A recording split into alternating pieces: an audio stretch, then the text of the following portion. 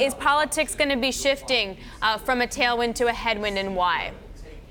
So I think, to the extent that for most of the last several years, the investment environment, for China, I think there have been some hiccups along the way, but actually the political, President Xi Jinping wasn't that focused on the economy, and most of the last 5 years were really about building up control of the party, the army, the internal security apparatus.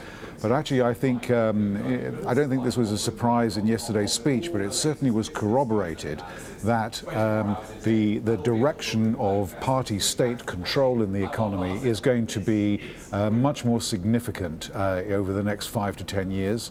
And I think in that respect, politics is a bit of a headwind, particularly from an investment point of view. The Chinese market is coming into the MSCI next year.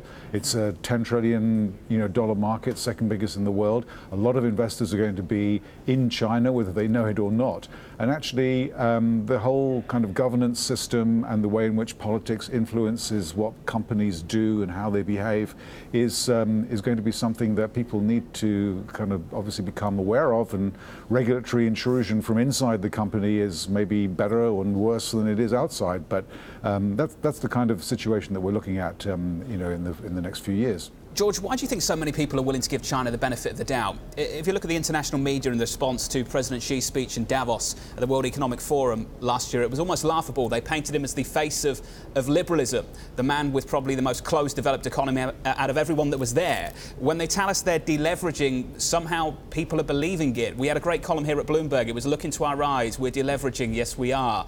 I just wonder, George, why the market and everybody else keeps giving China the benefit of the doubt.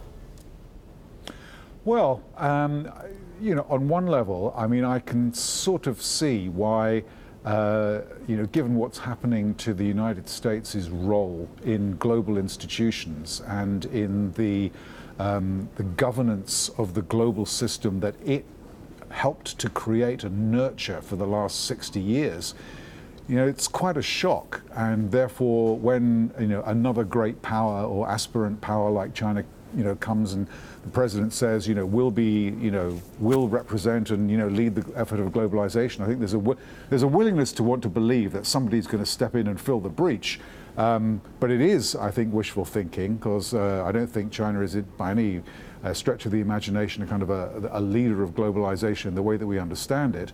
And I think on the deleveraging, I don't know, actually, is the short answer. I've seen a lot of stuff in the kind of written media, social media and so on, saying deleveraging, debt to GDP is sort of dropping by a point or 2 points in the second quarter.